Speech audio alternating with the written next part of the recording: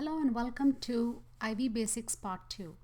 In this particular video, we're going to focus on IV tubing. So let's start by looking at IV tubing. When you go to Skills Lab, you're going to learn more about IV tubing, the spiking of the bag, and all those skills. However, just for the math, we're going to focus on two very important parts of the IV tubing. This here is your drop chamber. If you notice this, now in IV Basics Part 1, I had mentioned to you how when you run a gravity IV, the nurse is going to calculate or manually count the number of drops. Well, this is where you count those drops. This is a drop chamber.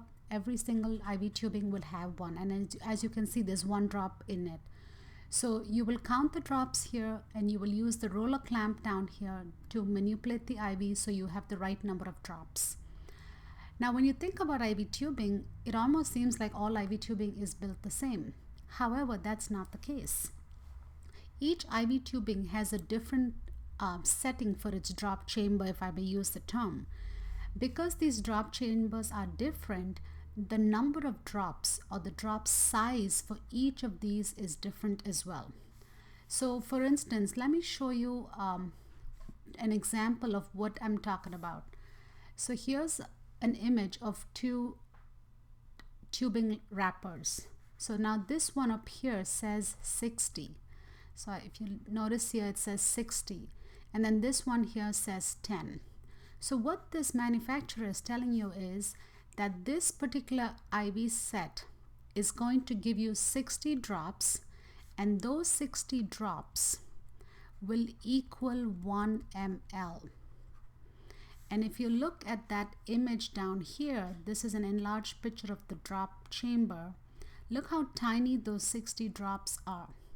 So this particular tubing will flow something like this. So if you count out 60 drops, you have given the patient 1 ml. That's what this tubing means to you. If you look at the tubing on the right, it says 10. So this manufacturer is telling you, my tubing is 10 drops. Every 10 drops on my tubing will give you 1 ml. And think about the drops. If you only have 10 drops, look at this drop chamber on the left. Look how big those drops are going to be. The end result of both of these IV tubings is that the patient will get 1 ml. But because the drop size is different, the number of drops will be different as well.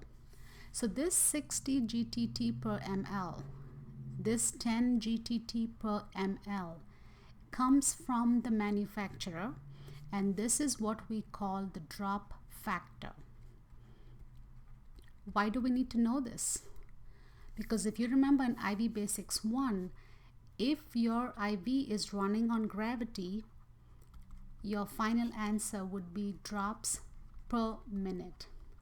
So in such a question, you are going to go find out what kind of tubing was given to you. What kind of drop factor am I dealing with? So you can take these values and use them to figure out the drops per minute. That's the connection here. So just to review, we have different kinds of tubing, as in we have different kinds of drop rates or drop factors. The way you find this out is actually you're going to see drop factor in two. You can find it in two places. You're going to find it on the wrapper of the tubing, or you're going to find it in the MedCal question. And when do you need to know this?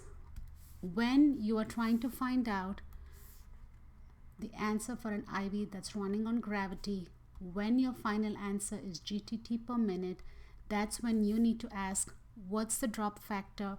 How many GTT per ml is this drop chamber set up for? Therefore, what will the final answer be? If that makes sense. All right. Thank you for watching. I will see you guys in IV Basics Part 3.